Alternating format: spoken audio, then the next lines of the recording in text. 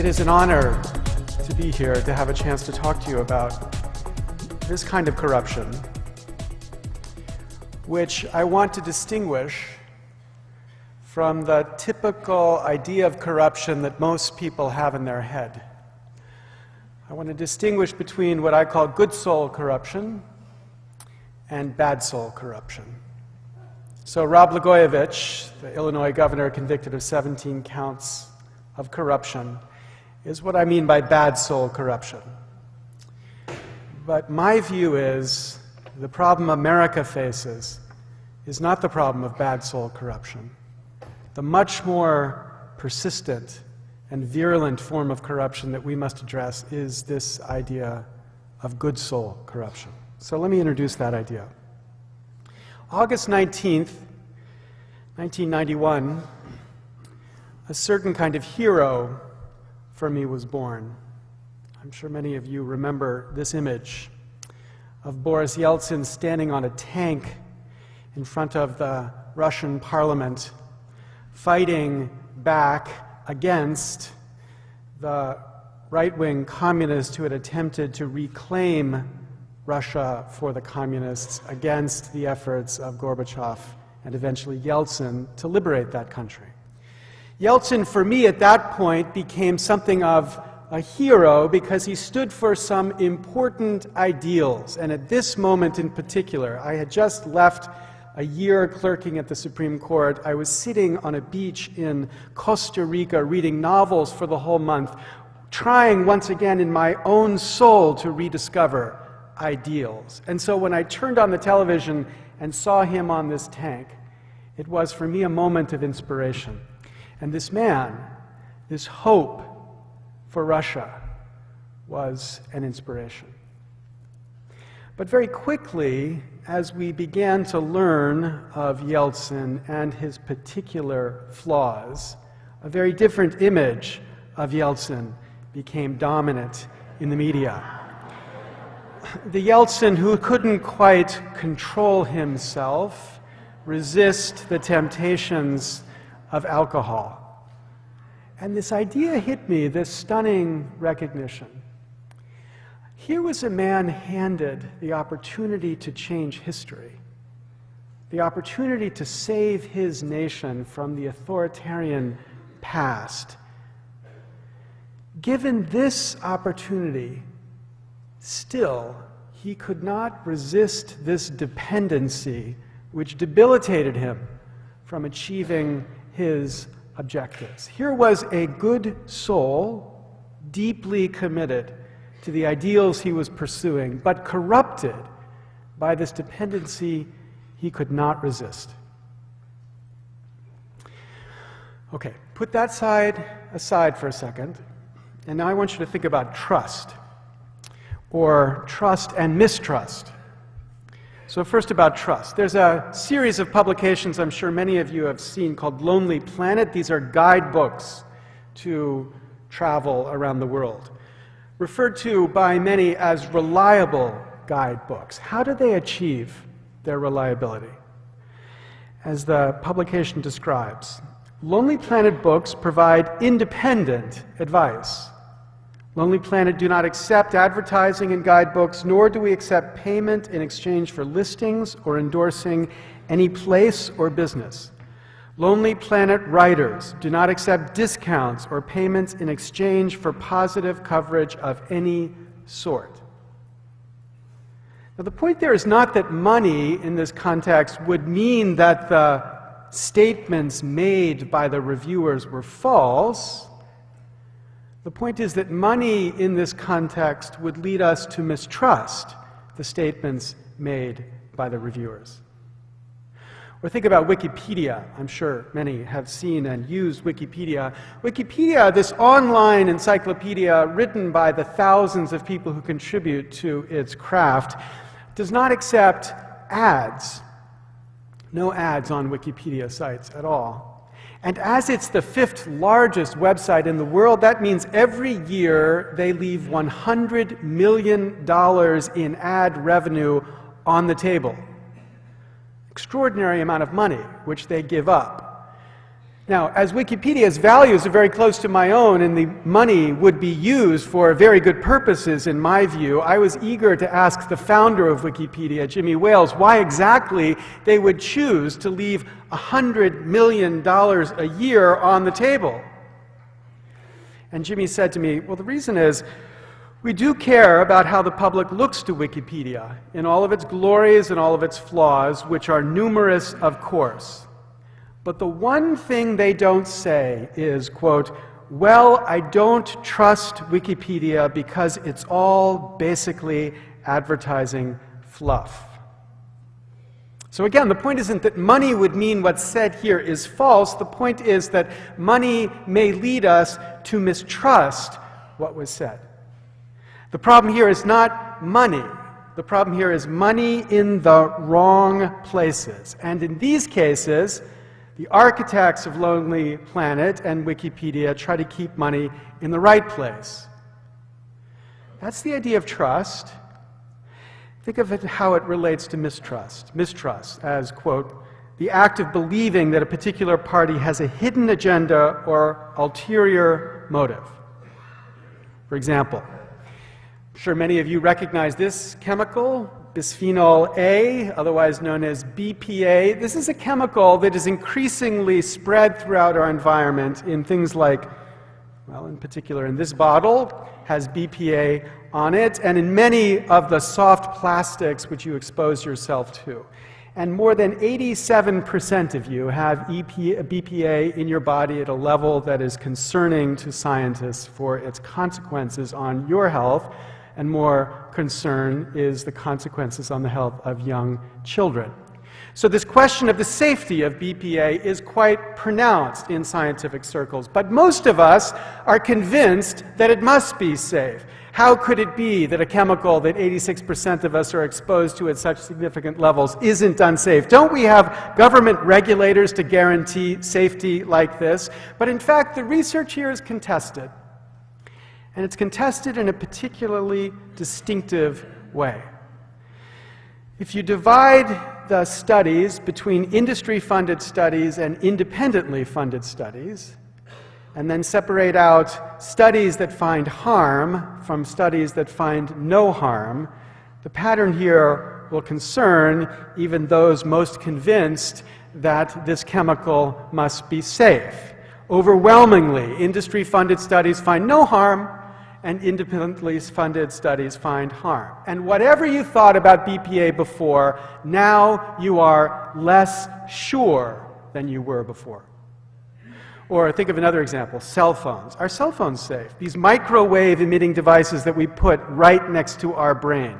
Do they produce effects on the brain? In particular, do they induce cancer on the brain? Now, 70% of us are sure can't have any possible harm from cell phones. We've had 50 years of experience with cell phones. It must be the case that our regulators have kept us safe from a dangerous object like this, if indeed it is dangerous. But again, the research here is contested, and contested in a way that will give no comfort to any of us who are concerned, especially as we watch our 10-year-old children pick up cell phones and spend hours and hours playing with them and speaking on them. Again, the research is distinct in the pattern of findings. Independently funded research finds systematic trouble with cell phone radiation against the head, and industry-funded studies don't. Whatever you thought before, now you are less sure.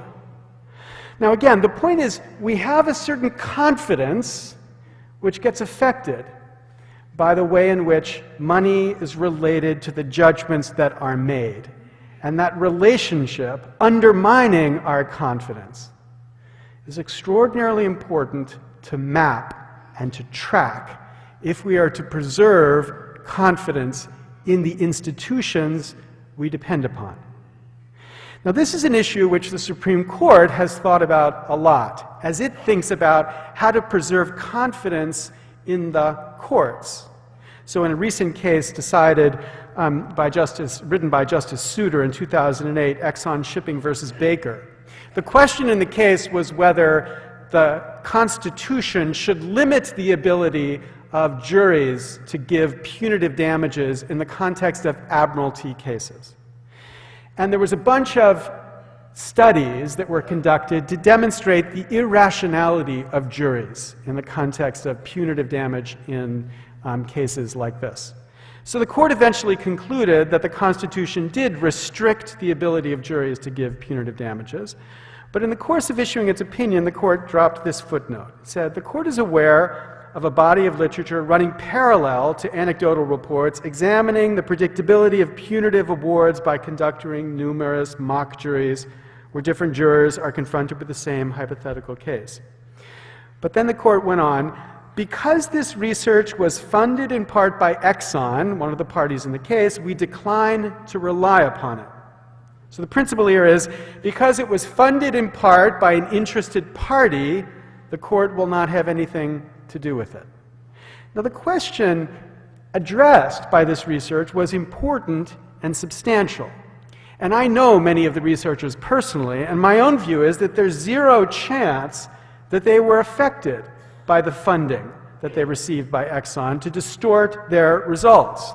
So why is it that relying on the briefs funded in part by Exxon is okay for the Supreme Court, and relying upon the argument made by the lawyers in the case funded in part by Exxon was okay, but it's not okay to rely upon the research funded in part by Exxon?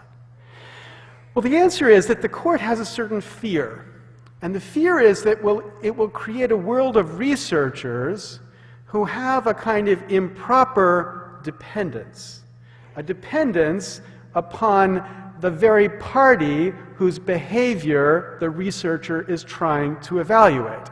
And therefore, to avoid that dependence, a whole class of speech, a whole class of researcher gets disqualified by the court, whether trustworthy or not. The Supreme Court says we will not consider research funded in this way so as to avoid even the appearance that the research has been compromised by its funding. Now, many people looked at what the Supreme Court did and thought it was admirable. But when you think about what government does in general, you might say it's a little bit precious, too. Because when you compare what the court did to protect the integrity of the judicial process with what happens in the administrative process generally, it's hard to see how the two connect. So think, for example, about the history of environmental lead and the regulation of environmental lead. In 1972, the EPA gave its first notice that it was going to begin to push lead out of gasoline. And in 1976, we began the end of the sale of lead in gasoline, and by 1995 all lead was gone from gasoline. And the consequences on our environment and on the health of people within our environment was quite profound. There was an 80% drop in substantial lead rates in children after that change, and a substantial increase in the IQ of our children, attributed in part to the change in the environmental lead that they were exposed to. Now, that dramatic change led many people to say, why did we do this sooner? And that question is quite profound, because it was no secret that lead was a serious environmental harm and danger. In 1921, the president of the National Lead Company admitted that lead was an environmental danger that needed to be regulated. Nonetheless, after 1921, lead was added to gasoline as a way to improve the efficiency of gasoline. American Petroleum Institute in 1965 said, "All accepted medical evidence proves conclusively that lead in the environment presents no threat to public health." In 1984, they said lead had been used in gasoline for 60 years, and there is no evidence that anyone has ever been harmed. Now, of course, those claims were not true, but the research here that led to those conclusions was research that was funded in part by the parties directly affected by the regulation, and that research led to a delay caused by studies funded in part by the industry that was interested in the regulation. Or think about the history of regulation of a chemical called chromium-6, or hexavalent chromium oxide. This is a chemical that was used in contexts where there was metal work being done that required a certain kind of bonding agent, and in those shops there was a certain trick that old workers would perform with young workers called the dime trick. What the dime trick was is that an old worker would take a dime and pass it from one side of his nose to the other through the hole in the septum that had developed because of his exposure to this chemical, chromium-6.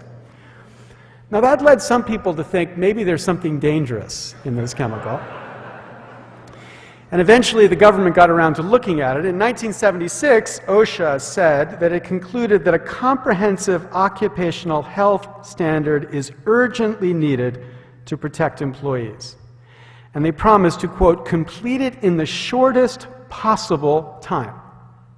That was 1976. The regulation of chromium-6 was issued in the shortest possible time in 2006, 30 years later. And that delay for 30 years was caused by a series of studies that were funded in part by the industries that were to be regulated by these regulations, causing the government to slow down its process of concluding, as it eventually concluded, that this indeed was a dangerous chemical.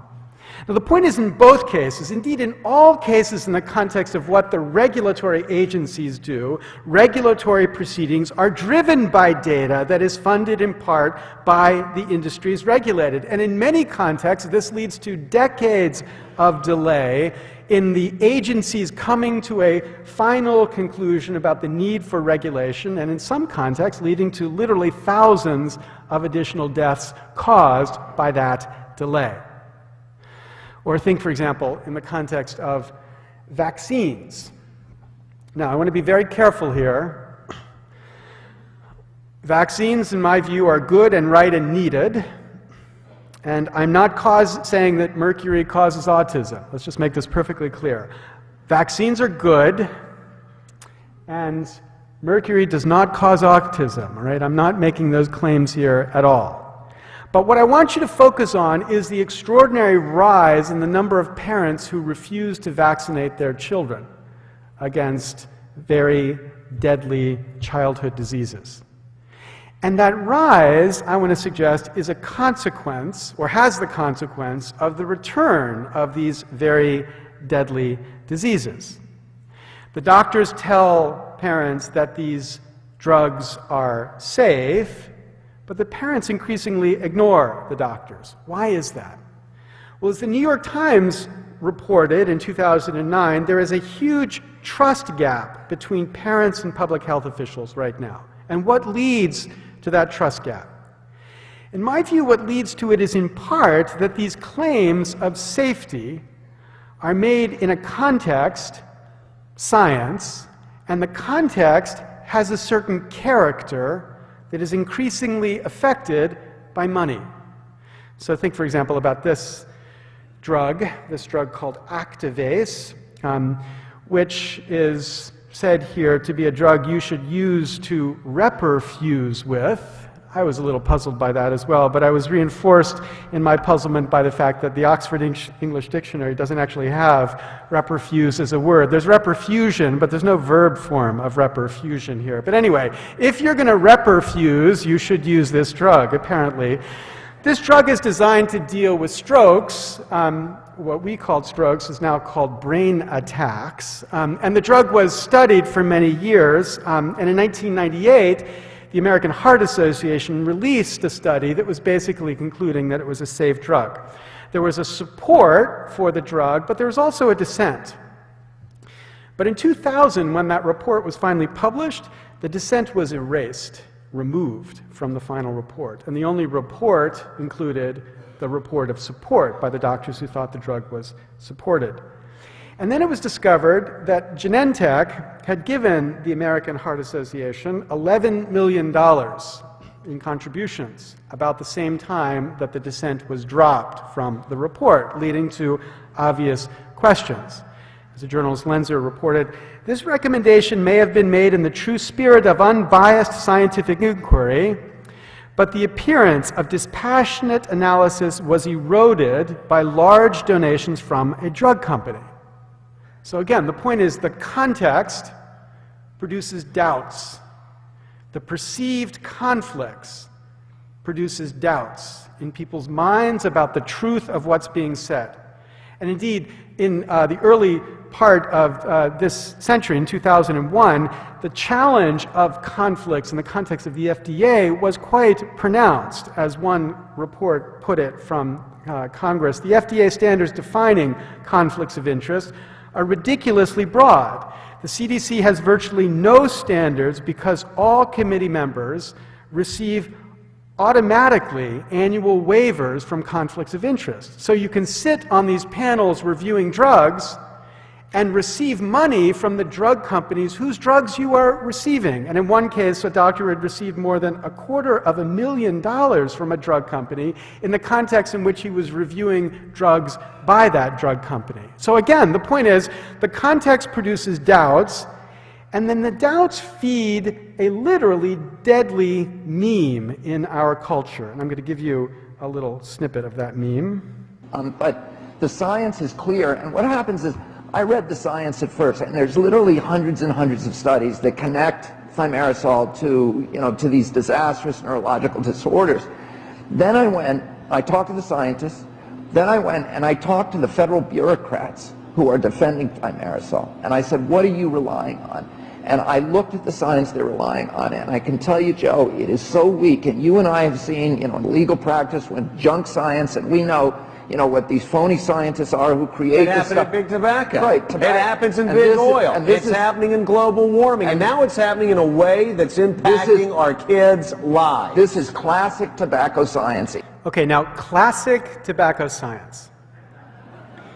Now, with all respect to Mr. Kennedy, his claims about hundreds of studies linking thimerosal and autism is just not true. There are no hundreds of studies making that link. The one major study was eventually disproven after it was discovered that the scientists had fabricated the data. So there is no link between thimerosal and autism. But the point is that the funding of this research makes it trivially easy for people like Robert Kennedy and Joe Scarborough, Republican and Democrat together, to point to the research and say it must be flawed because it's classic tobacco science, meaning the science is being driven by researchers who have an interest in the result, leading all of us to wonder whether that interest has corrupted the science.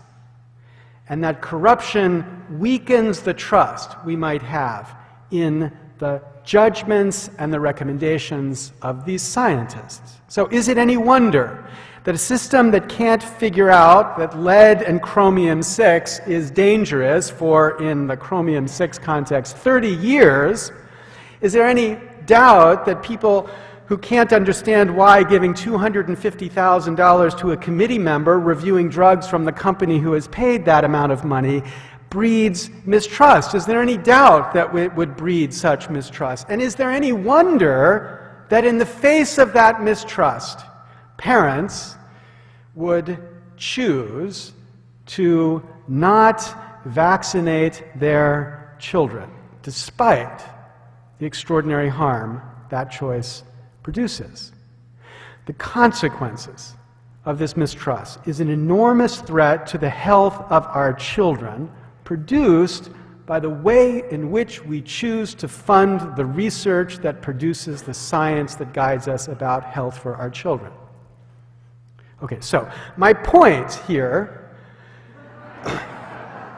is that you have a recognition that I'm sure all of you have had many, many times. A recognition about the way that money poisons trust. Not money in general, but money in some places poisons the possibility of trust. Because when money is in that place, we begin to believe that the decisions or the actions or the will of those who are to make the judgments that we are to rely upon is being guided by something it should not be guided by. It is not being decided by reason, it's being decided by something improper. It's being decided or influenced by an improper dependence upon this money. And this improper dependence then erodes the trust we have in the institution we must rely upon. Okay, now I want you to take the first story and the second. First story about Yeltsin, and the second story is about how we understand trust, and put them together. And recognize that when we talk about corruption, most of the time we're thinking about an individual and about individual corruption. But just as important, indeed in my view, much more important than individual corruption is what we could call institutional corruption. Institutional corruption here we should understand in a very precise way, and I'm going to start by defining what it is, by explaining what it is not. By institutional corruption, I don't mean Rob Blagojevich. I don't mean bribery. I don't mean any violation of existing rules. By institutional corruption, I don't mean illegal corruption. Instead, by institutional corruption, I mean legal corruption. I mean instead a certain kind of influence within what we could think of as an economy of influence that has a certain effect. It is institutional corruption if it does one of two things. If it weakens the effectiveness of an institution, especially by weakening public trust of that institution. If it does one of those two things, then it is what I will define here as institutional corruption. So let's have an example, what I think of as the paradigm case of institutional corruption, institution you might have heard of, the United States Congress. And I would commend to you this extraordinary book by Robert Kaiser of the Washington Post, So Damn Much Money, which is an account of how this institution has changed dramatically over the time since the middle 1990s. And the change is driven by a change in lobbying and the way in which lobbying has its effect inside of Washington. So as Kaiser describes, we can think of Washington now as having its own economy. The economy has, at its core, lobbyists, and lobbyists then benefit members of our Congress, and the members benefit special interests, and then the special interests benefit the lobbyists. Right? Each of these pays the other. Each of them depends upon the other. So think first about the way special interests pay lobbyists. This is the most obvious example. As Kaiser writes, in earlier generations, enterprising young men came to Washington looking for power and political adventure, often with ambitions to save or reform the country or the world. But in the last fourth of the 20th century, such aspirations were supplanted by another familiar American yearning, the yearning to get rich.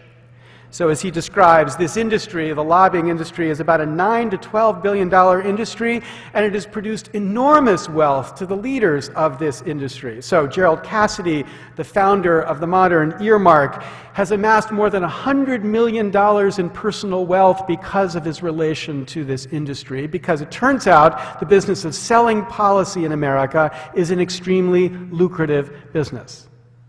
And then the lobbyists pay the members. They pay the members both during their time in Congress and after their time in Congress. During their time, lobbyists pay members with cash, but I don't mean the cash secreted in brown paper bags. Again, I'm not talking about bribery or any other criminal act. I would stipulate with my colleague Dennis Thompson that this Congress is among the cleanest Congresses in the history of Congress if we're talking about bribery and other criminal acts. Instead, the kind of cash that gets paid to these members of Congress is support for their campaigns.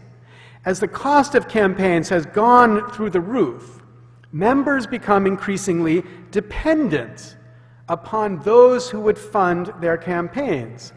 Members who spend between 30 and 70% of their time raising money to get back into Congress or to get their party back into power, these members increasingly look to lobbyists as suppliers. And to push the metaphor just a bit, lobbyists as pushers in this economy of influence. Now this, Kaiser said, is new. As he quotes, money has been part of American politics forever, on occasion in the Gilded Age or the Harding administration, for example, much more blatantly than recently. But the scale of it has just gotten way out of hand.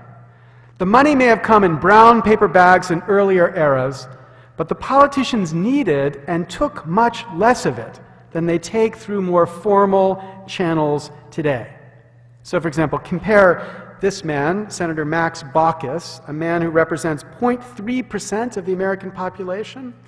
When he was chair of a committee that was essentially overseeing the health care reform, he openly and proudly took more than $4 million in contributions from the very industries he would be regulating and crafting the health care bill that eventually got passed. Compare Max Baucus, Democrat, with this man, Senator John Stennis of Mississippi. Now, Stennis was no choir boy. He got to Congress not by being the most virtuous man in the history of Congress, but when he was chairman of the Armed Services Committee in the early 1980s, a colleague suggested to him that they hold a fundraiser for defense contractors.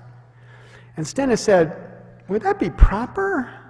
He said, "I hold life and death over these companies. I don't think it would be proper for me to take money from them." Now, the point that Kaiser makes is that that ethic reflected in John Stennis, again, no choir boy, that ethic is not even recognizable in Washington today. No one would hesitate to take money from the people you hold life and death over. Indeed, that's the best way to get money from people, to hold life and death over them. And increasingly, we see that leverage being leveraged to produce the money Washington needs to run their campaigns. So that's how the lobbyists pay during the life of a member in Congress, but they also pay after. So lobbyists pay members with a future. As my friend Jim Cooper, a congressman from Tennessee, who's been in Congress for essentially for more than 30 years, says, Capitol Hill has increasingly become a kind of farm league for K Street.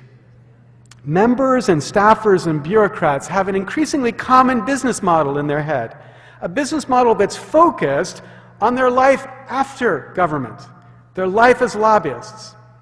So, as one study concluded, between 1998 and 2004, 50% of senators and 42% of members of the House left Congress to become lobbyists, showing how everybody depends upon the current system surviving so that they have the extraordinary opportunity for income after they leave their jobs as members of Congress. Indeed, these people are very much like my students. My students from the Harvard Law School graduate from the Harvard Law School, and the best of them go to work at firms, for example, in Wall Street, and they make about $180,000 in their first year. That's what a member of Congress makes. But then these students hope that after 6 or 8 years, they will graduate from making the paltry sum of $180,000 to becoming a partner, make $500,000 or $1 million a year. That's what members of Congress want to do as well. They want to leave their associate position and become partners, but the partnership is not in Congress, the partnership is on K Street, when they become lobbyists on K Street and get paid an enormous amount of money because the system leverages their influence into changes in public policy. And that's how lobbyists pay members after their time in Congress. So both during and after, lobbyists are paying members, and then the members pay the special interests through policies that get changed, sometimes extraordinarily profitably. So this paper from the University of Kansas estimating the return on investment From lobbying dollars spent to get this statute, the American Jobs Creation Act, modified, the return on investment for the lobbyist dollars spent was 22,000%. Or in this paper published in 2009, researchers were able to show that for every dollar spent by large corporations to try to get targeted tax benefits, for every lobbying dollar they spent, they could lower their taxes by between $6 and $20 in lower taxes. Again, a very good return anywhere, and especially in Washington. So they do it profitably, and sometimes they do it brazenly. Last year, this article was published in the New York Times about Senator Schumer going to Wall Street to try to get Wall Street to reward the Democratic Party with more contributions for the next election cycle. And the paper reports how, quote, city titans of finance at a recent closed-door meeting accused him, Schumer, of being insufficiently pro-Wall Street. One indignant fellow stood up and demanded his donation back. Now, this is Senator Charles Schumer. There is no senator in the United States Senate who has bent over backwards more to please Wall Street. Yet even this man is not enough for this contributor, and his contributor wants his donations back. Okay, so these influences and changes happen, yet the politicians insist there is no improper influence here. They deny it. I was told by one member of Congress, it's ridiculous to think the money is affecting the results. As he told me, maybe it affects access, and as former Congressman Mazzoli puts it, people who contribute get the ear of the member and the ear of the staff. They have access, and access is it. Access is power. But as I was lectured, it doesn't change results. But I find this pretty hard to believe, at least if you want to be charitable in interpreting what Congress does. Right? Because there's a whole suite of these easy cases, the kind of 2 + 2 = 4 cases, which our government just gets wrong. Right? So, for example, I spent many years of my life fighting in the context of reforms around intellectual property, in particular copyright. I became a reformer on October 27th, 1998, when Congress passed and the President signed a statute in honor of this great American, the Sonny Bono Copyright Term Extension Act. Now, what the Copyright Term Extension Act did was extend the term of existing copyrights by 20 years. Existing copyrights, future copyrights as well, but the part we challenged was the existing copyrights. And the question Congress was to ask when they passed this statute was, does such a change advance the public good? Does giving existing copyright owners 20 more years of monopoly control over their copyrighted work advance the public good? Now, the way copyright is supposed to work is to create incentives for people to create great work. We promise a monopoly in exchange for great work being produced. But the thing about incentives is that incentives are prospective. Not even the United States Congress can get George Gershwin to produce anything more. So it couldn't possibly make sense, from the perspective of incentives, to increase the term for an existing copyright. Maybe future copyrights, but existing copyrights, it could make no sense. And so, indeed, when we challenged the statute in the Supreme Court, a bunch of economists, 6 Nobel Prize-winning economists, including this liberal economist, oh wait, that's Milton Friedman, right-wing Nobel Prize-winning economist. We asked him to join the brief to challenge this extension of copyright, and Milton Friedman said he would only sign the brief if the word no-brainer was somewhere in the brief. So obvious was it that you couldn't advance the public good by extending the term of existing copyright. But apparently there were no brains in this place when Congress unanimously passed this statute. What there was in this place was more than $6 million in contributions by the Disney Corporation and others who would benefit from that extension. Here is an easy public policy question that Congress just gets wrong. Or think, for example, about this tragic picture of a 14-year-old boy. A picture of an epidemic, as the Center for American Progress puts it, the epidemic of childhood obesity. Since 1980, the number of obese children have tripled in the United States. Now, for children over 2, 1/3 are technically obese. Now, this epidemic has important costs. One quite surprising cost is the rise of type 2 diabetes. Right? Type 2 diabetes is the sort of diabetes that older people typically get, but in some communities now, half of the new cases are cases with kids. Total annual direct care costs are estimated by the Center for American Progress to be $147 billion to our economy every year. So why is it we've produced this nation of increasingly obese children? Well, obviously it relates to what we eat. There's a consensus among people who study this that we eat too much of this stuff, not enough of this stuff, and actually not precisely sugar. The consensus is we're eating increasingly too much of this stuff, high fructose corn syrup, a compound which 30 years ago no human had ever consumed. Now 40% of the products in your supermarket have high fructose corn syrup in it. Why is that?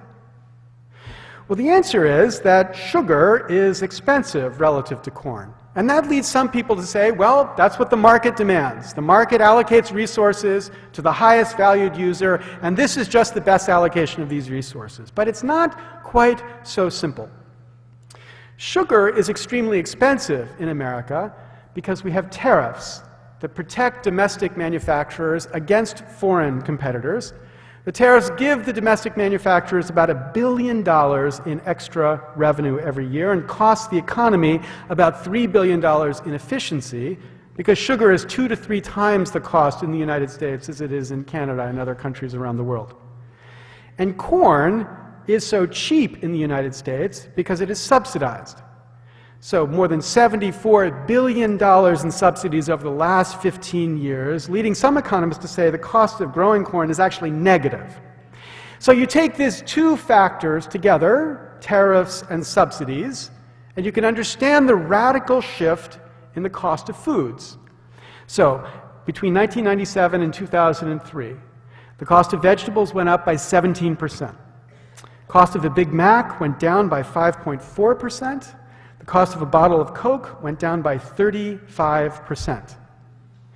And you can understand a radical shift in how food gets made. So I'm sure some of you saw this fantastic film, Food, Inc., which tells a story about how, because corn is so cheap now, it's profitable to feed corn to cattle rather than have cattle graze on grass. That makes factory farms profitable to feed corn to the cattle, not so profitable for the poor cows, because, of course, cows' stomachs don't actually digest corn properly. The corn just sits in the 7 different sacks and stews instead of being properly flushed through the system, leading to an extraordinary growth in bacteria, requiring literally tons of antibiotics to be spread through their foods so that the antibiotics can kill the bacteria that is being produced by the corn that they are consuming. And as all of you recognize, if you spew a bunch of antibiotics into a bacterial environment, what you do is you begin to filter out the weaker versions of the bacteria and preserve the stronger, more virulent versions of the bacteria, meaning we now have plentiful supply of bacteria that is resistant to the antibiotics that we typically use to kill off dangerous bacteria. And if this were a film, we'd now cut to a scene where a 4-year-old boy eats a hamburger and dies because of the poisoning caused by precisely this kind of infection. All of this because corn is so cheap and sugar is so dear. Now, the free market types should look at this and say, what explains such anti-free market silliness in our national food policy? And there are many possible explanations, but here's the one thing we know for sure. An endless supply of campaign cash driving to these silly results. So ADM has spent literally millions to induce the subsidy of corn. Washington Post reports about millions being given by Florida sugar companies to support the tariffs on sugar. And so we can say, if it's because of this money, we can say campaign contributions are distorting the market, which is distorting food production, which eventually distorts our children. Or here's another example. Think about Wall Street. We've just gone through the greatest catastrophe in our economy since the Great Depression. What led to that catastrophe? Well, I'd recommend this great book by Simon Johnson and James Quack, 13 Bankers, where they describe this kind of perverse mix in our economy, a perverse mix of too little government and too much government. Too little government in the form of deregulation. So in the 1990s, we saw an explosion of financial innovations. But because these innovations, derivatives, were not regulated by the government, they were essentially invisible to the market. So people didn't know the extent or the value of these derivatives because they were not traded in open public markets. So my colleague Frank Partnoy estimated that in 1980, 98% of the financial assets traded in our economy were traded in open, public, regulated markets, so that people knew the price, knew anti-fraud requirements attached to all of those assets. But by 2008, 90% of the assets traded in our economy were traded over the counter, meaning not subject to these anti-fraud transparency requirements, producing the shadow banking industry, which encouraged the production of the bubble, which eventually exploded and brought down the economy with it. But the claim of Quack and Johnson is that that alone is not enough to explain what happened. In addition to too little government, there was too much government, because through the 1990s, the government sent a very clear beacon to the financial services sector in the form of a kind of guarantee. And the guarantee was that when this bubble burst, there would be a bailout on the other side, producing, as Paul Krugman describes, socialized risk and privatized benefit. We bear the risk of their gambles. When they go south, we pay for it. They get the benefit of the gambles. When they pay off, they get the enormous bonuses which get produced. The dumbest form of socialism ever invented by man. Technically, we would describe this in legal circles as an insanely stupid way to regulate an economy. So what is it that led us to this stupidity? Well, again, lots of possible causes, but one thing we know for sure: the fastest growth in campaign contributions of any sector in our economy between 1990 and 2010 came from the financial services sector. Or one final example. I'm sure many of you, when you looked at the extraordinary catastrophe of the Deepwater Horizon, wondered, how is it that such an experimental drilling platform would be permitted without extensive environmental impact and risk studies being conducted? I mean, for example, in my part of the country, we've just spent 9 years and 10,000 pages of EPA reports to conclude that we're allowed to build something like this clean energy system for producing energy off the Cape. So how much study was there before the experimental deepwater drilling of the Deepwater Horizon was allowed? And the answer is there was 17 pages before the project was exempted from any further EPA review. Now, of course, when Congress heard this, Congress was shocked. Shocked to find that gambling is going on in here. You're winning, sir. Oh, thank you very much. Everybody out at once. Yet, of course, it was Congress that had required this ridiculous system of 30-day approval for these applications. And you ask, why would Congress require such craziness? And the many possible answers are there. But again, the one thing we know for sure is the endless campaign cash that drove to these crazy pro-oil results. Now, in all of these cases, Congress's decisions are made in the way that they're made either because Congress is a bunch of idiots or because Congress is being guided by something other than reason here. And my own view, I know this is controversial, but my own view is Congress is not a bunch of idiots. These are hardworking, good souls trying to do what they believe is right, but trying to do it in a system that can't help but distort them from a focus on what is right.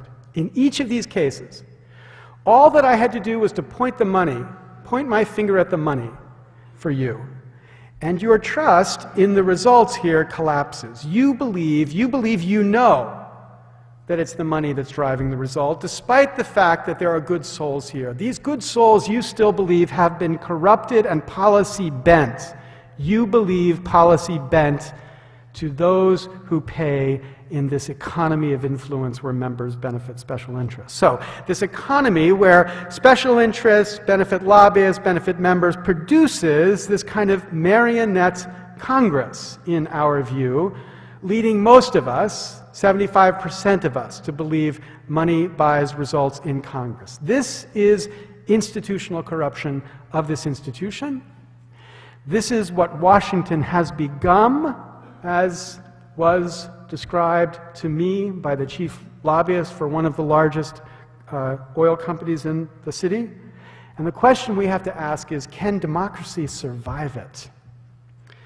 Okay, that's the question, but it's intermission time, folks.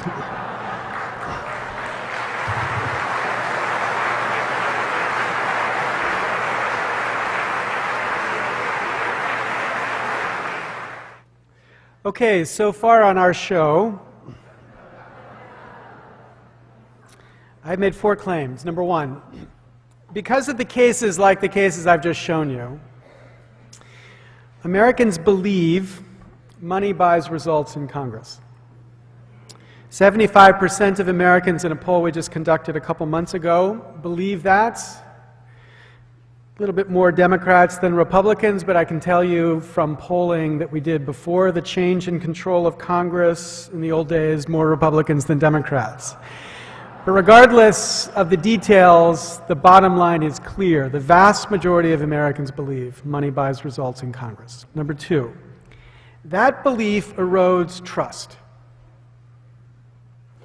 The last poll Gallup had of confidence in Congress found that 11% of Americans have confidence in Congress. 11%. Now we should put that in some context.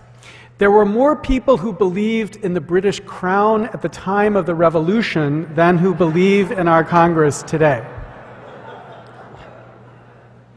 And number 3, this low trust erodes people's participation in the system. Rock the Vote, the youth organization that gets people registered to vote and turned out the largest number of young voters in the last election, easily enough to claim credit for selecting Obama as the president. Rock the Vote surveyed their members before the 2010 midterm elections because so many had indicated they were not going to vote. And they asked, why aren't you voting? And the number 1 reason given, by far, 2-to-1 over the second highest reason, was, quote, no matter who wins, corporate interests will still have too much power and prevent real change. And that view is not just a view of kids. The vast majority of people who could have voted didn't vote because, my view is, of this belief. Why waste your time if it will have no effect? And number 4, we should understand this as a function of an improper dependence that has been secreted into our system of governance. We should understand it as a kind of corruption. Okay, continuing then. Now, I want to give you a word, independence, and I want to steer you away from your first association with that word so few days after July 4th, the independence of 1776. That's not the independence I'm talking about. I'm talking about the idea of independence that was in Americans' minds around 1786, just a few years before we ratified our Constitution, at a time when most Americans believed that America was going to be a failure. When a certain lack of independence pervaded state legislatures, and improper dependence throughout state legislatures, a dependence upon the wrong kind of influence that corrupted the work of state legislatures. Our framers were obsessed with this idea of improper dependence. So was Jane Austen, but our framers in particular were obsessed with the problem of improper dependence. Jefferson wrote in his notes on Virginia, dependence begets subservience and venality. It suffocates the germ of virtue and prepares fit tools for the designs of ambitions. This is what government had become. And our founders sought a non-dependent, independent form of government that could get the right answer for the right reason. Their common aim was a set of institutions, we could call them constitutions, against improper dependence. But what it means to be against improper dependence is to be in favor of proper dependence. We secure ourselves against the wrong temptations by securing ourselves in favor of the right incentives. So, for example, we talk about an independent judiciary. But that does not mean a judiciary that gets to do whatever the hell they want. It means a judiciary dependent upon the law, tied to the law, and therefore able to resist temptations to politics or temptations to money. It's the proper dependence, our framers thought, which would guarantee the independence our government needs. So, when the framers met to give us what they called a republic, what they meant by a republic was, as the Federalist Papers described, a representative democracy. An independent democracy in the sense of a properly dependent representative democracy. So the Federalists described in Federalist 52 that Congress was to be that department which was dependent upon the people alone, dependent upon the people alone, to make sure that idea is clear. So their model was something like this. I do my own graphics, that's pretty cool, right? Watch the way that bounces. Congress, the marionette, the controller, we the people. But the problem, of course, is that Congress has evolved a different dependence inside that system of influence, a dependence not just upon the people, but increasingly a dependence upon the funders. If, as I told you, members spend between 30 and 70% of their time raising money to get to Congress or to get their party back into control, that means they develop a sixth sense, a constant awareness of how what they do might affect their ability to raise money to get back into Congress. They become shape-shifters as they constantly adjust their view of what the right answer is in light of their understanding of what the right way to raise money is. As Leslie Byrne, a Democrat from Virginia, described, when she first went to Congress, she was told by a colleague, quote, "Always lean to the green." And then to clarify, she said, he was not an environmentalist. Now the point is, this too is a dependency.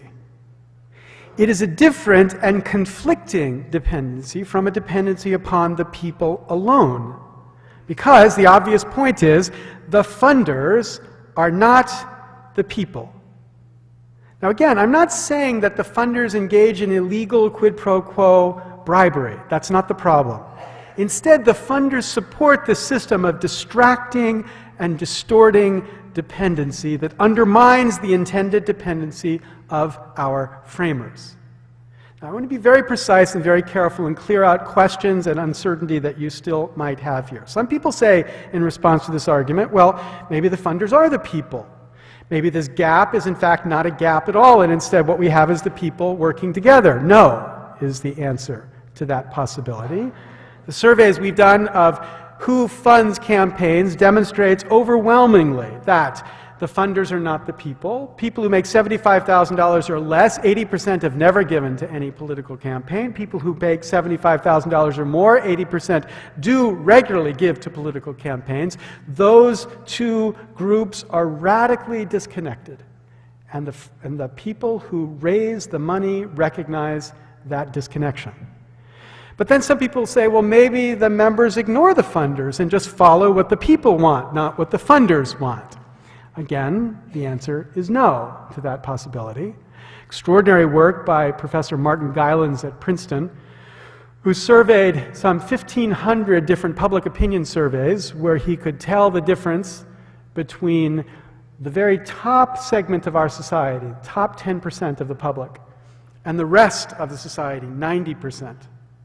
He took of those 1,500 surveys, some 887 where the top 10% disagreed with the bottom 90%. And the question was, when there was a conflict between the top 10%, and in my argument here, I'm saying the top 10% is the proxy for the funders. When the top 10% disagreed with the bottom 90%, what did Congress do? And the answer is, when Americans with different income levels differ in their policy preferences, actual policy outcomes strongly reflect the preferences of the most affluent, but bear virtually no relationship to the preferences of the poor or middle-income Americans. There is, as he describes, a vast discrepancy between what our government would be doing if our government were doing what the framers said, and what our government does in a world where our government follows what the funders want. And it's not a difference explained by education. As sad as this is for a professor, the truth is you don't get to be rich by being smart. The top 10% are not necessarily the top 10% in intelligence. This is just influence that gets reflected because the system magnifies the influence of wealth when wealth drives contributions to campaigns. This much I think we know. Number one, Congress is dependent upon the funders. Number two, they follow the policy that the funders want. And number three, therefore, the framers' intended dependence upon the people has been corrupted. That what we need in this July 4th week is not so much a declaration of independence as much as a declaration for independence. A declaration for the idea that we need a Congress that is independent, which means a Congress that is properly dependent upon the people as opposed to any other corrupting influence. Now, some people listen to this, they look at law professor from Harvard and think, this must be an issue people on the left care about. And people on the left do care about this issue. But what I want to convince you of now is that if you're on the right, you should care about this issue just as much, probably more. Right? So think back to the great reviver of the right, Ronald Reagan, and I'll confess, don't tell anybody, but I'll confess that when I was a young kid, 1980, I was the youngest member of a delegation that went to the Republican National Convention and nominated Ronald Reagan to be our nominee. I was a rabid Reaganite. I grew up, but when I was young, that was my view.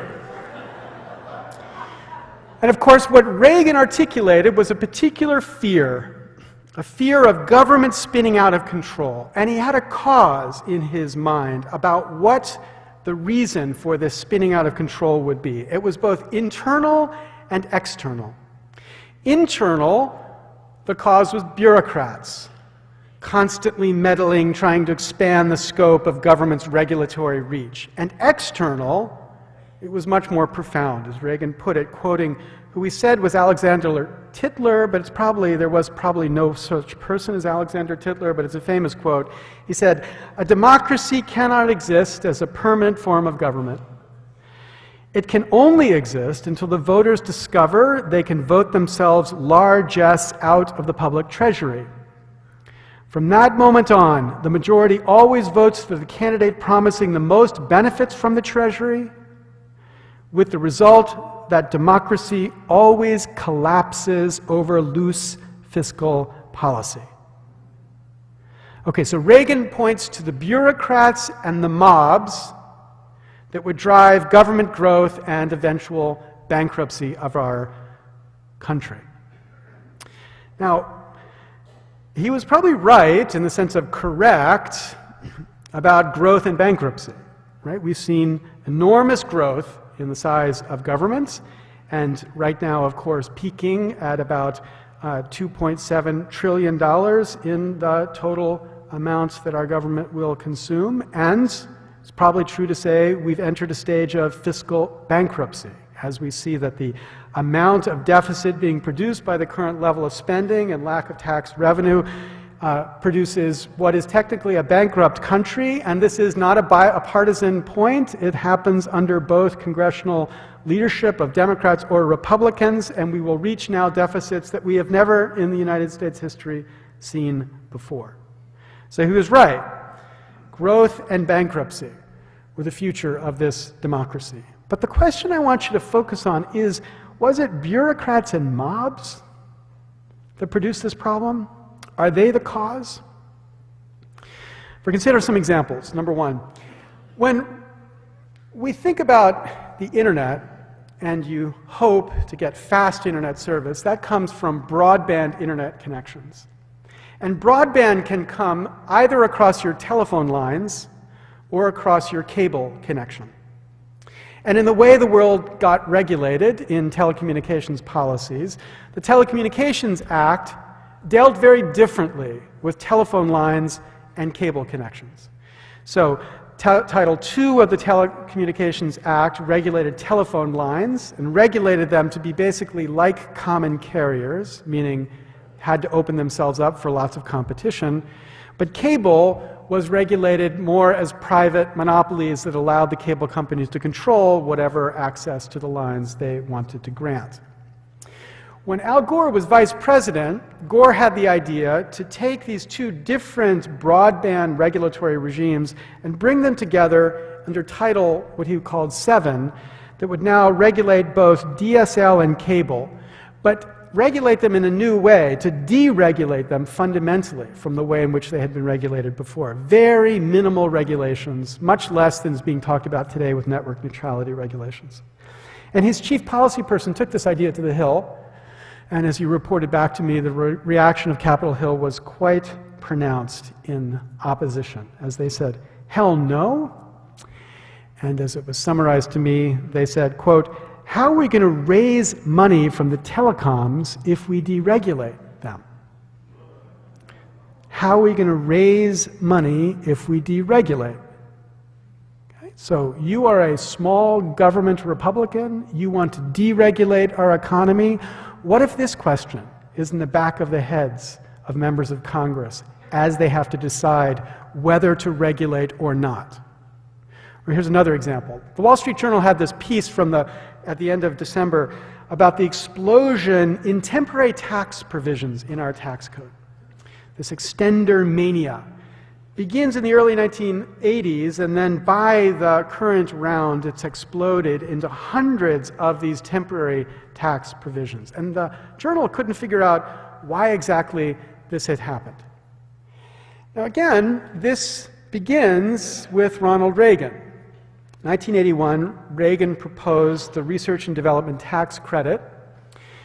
It was advanced as a tax credit which would pay for itself in that it would spur innovation and investment that otherwise wouldn't have been invested. The Democrats were skeptical, so they struck a deal, the Republicans and Democrats. They would make the temporary tax credit temporary, and then after a period of time they would evaluate, did it work?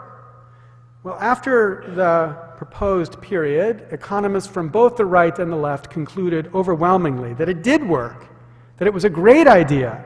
It was a great tax idea because it spurred investment that wouldn't have been made, and it made sense absolutely from the standpoint of proper investment tax policy. But the puzzle is that that temporary tax credit is still temporary. Every couple of years, Congress has to come back and re-extend it. And why is that? Well, as the Institute for Policy Innovation reported in their Tax Bites letter. The reason is Congress allows the credit to lapse until another short extension is given, preceded, of course, by a series of fundraisers and speeches about the importance of nurturing innovation.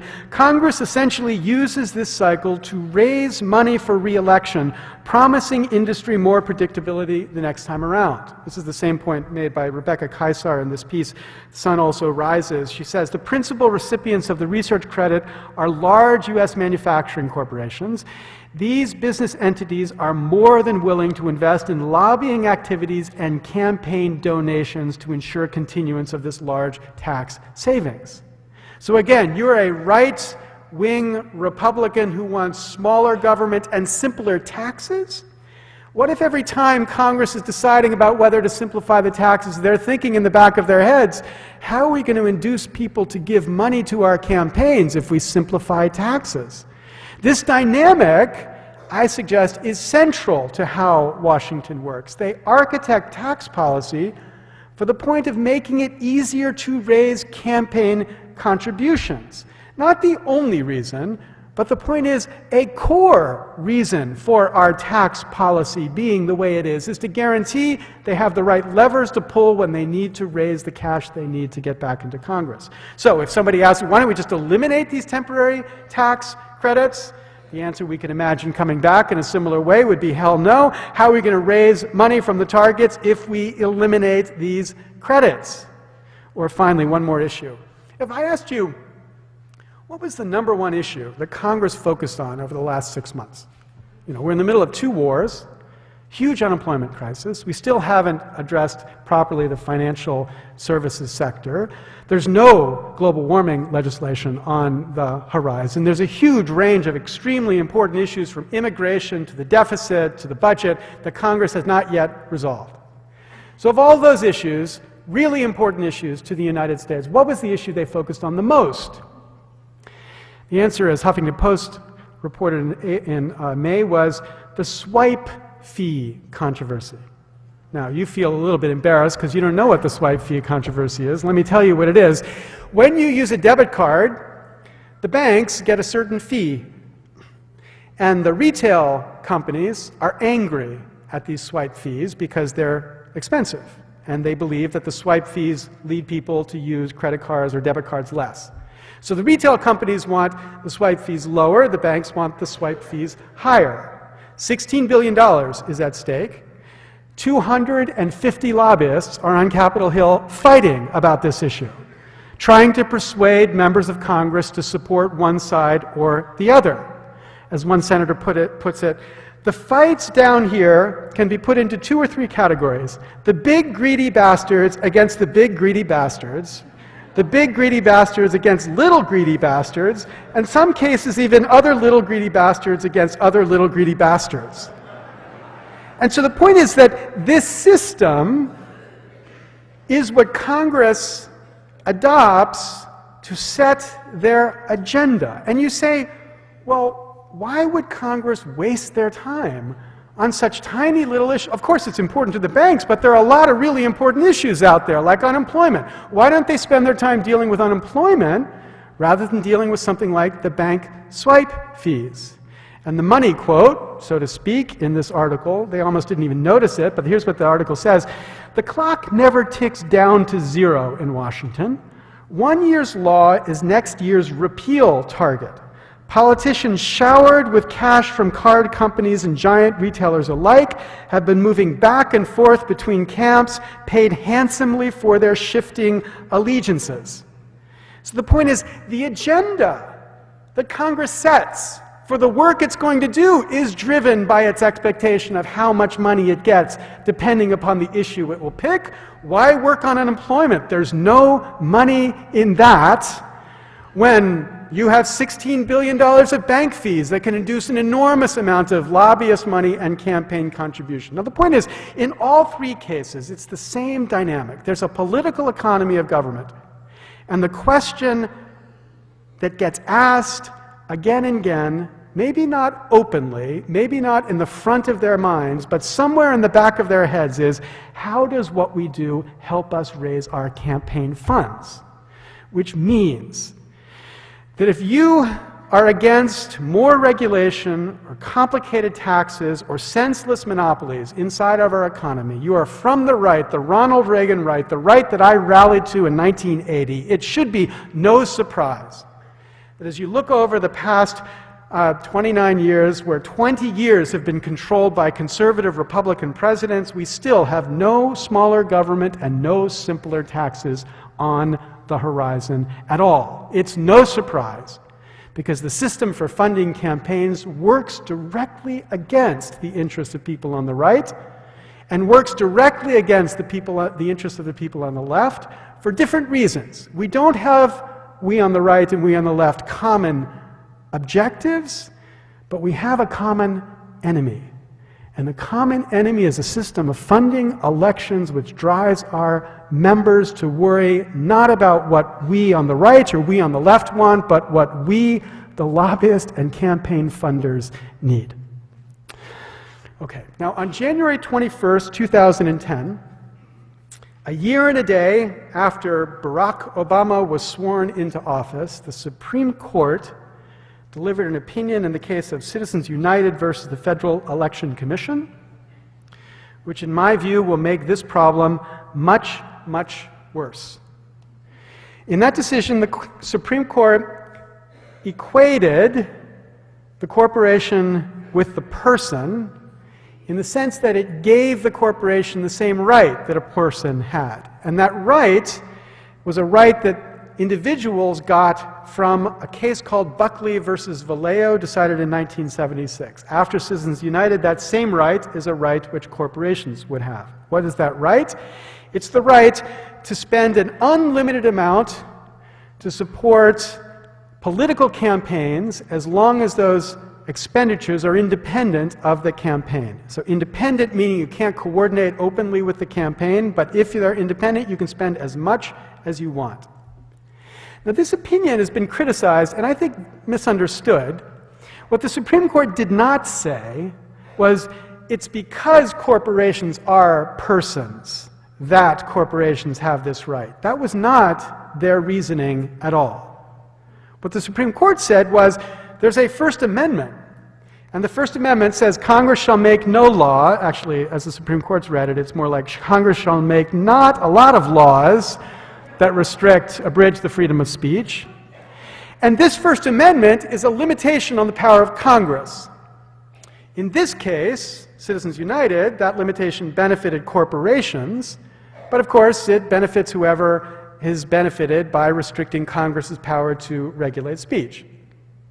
And as I watched the explosion in anger about this decision, I was a little bit puzzled, being a lefty myself. Of course, when the Supreme Court interprets the First Amendment to benefit Nazis or communists or pornographers, we on the left celebrate. Hooray, it's free speech, vindicated in America. But when the Supreme Court interprets the First Amendment to benefit corporations, there's outrage everywhere. And it's outrage at an extreme level that is a little bit hard even for those of us who share the criticism to fathom. So here is Olbermann on MSNBC. This is a Supreme Court-sanctioned murder of what little actual democracy is left in this democracy. It is government of the people, by the corporations, for the corporations. It is the Dark Ages. It is our Dred Scott. Our Dred Scott, the case that held that blacks could not be citizens because the framers considered them subhuman. It's our Dred Scott. Now that's a little bit of an exaggeration, I think, which an exaggeration that no African American could ever have articulated, but it just evokes the sense of complete extreme frustration, which our political system has now directed against this idea of corporate participation in our elections. And we should understand that frustration in a certain kind of context, right? So, 2008, the total amount raised and spent in all congressional campaigns together was $1.4 billion. And of that $1.4 billion, about 10% of that money was contributed in contributions of $200 or less. And that amount of money is still small compared with the amount of money spent on lobbyists. In 2009, $3.5 billion was spent on lobbyists in Washington. And of that $3.5 billion, about 1.2% was lobbying on behalf of organized labor. Okay, so here's the money inside of Washington, and the question is, what will Citizens United do? Now the corporations are free to spend whatever they want from their corporate treasury to influence political elections and campaigns. So ask yourself, what does that amount of money look like? So let's say that we took 1% of the corporate profits of the Fortune 400 in 2008. 1%. 1% of the corporate profits, devoted now to political speech, would be $6.2 billion. Swamping the total amount that was raised and spent in 2008 by private contributions, and even more than the total amount spent in lobbying. So this is the reason why people are extremely fearful about what Citizens United might do to the way in which we actually run campaigns, or to the attention members give to corporations as opposed to the people, making the problem I've described much, much worse. Now, the Supreme Court was pretty confident, sanguine about this, because as they said, there's no problem here because all of these contributions will have to be disclosed. They, in fact, didn't know the law. There's no requirement, actually, of full disclosure. And indeed, whereas in 1990, something like 94% of the independent expenditures that were made there were disclosed in the sense that the contributors were disclosed, by the last election cycle, that number had fallen below 40%. 32% of contributions are actually disclosed in these independent expenditures. So we don't actually know. But even if Congress got around to passing a law that forced disclosure, what the Supreme Court misses is that you actually can't know the influence that's being imposed because of these expenditures, because there's missing money in the equation. As this paper by Marcus Schamann and Ethan Kaplan describe, they speculate, and now have data to support it, that there's something like an iceberg effect in political campaigns. And what this iceberg effect means is that the value of my contribution to you is equivalent to the threat value to you if I threaten to give your contribution to somebody else. So I could say to you, I'm going to give you $10,000 in your election.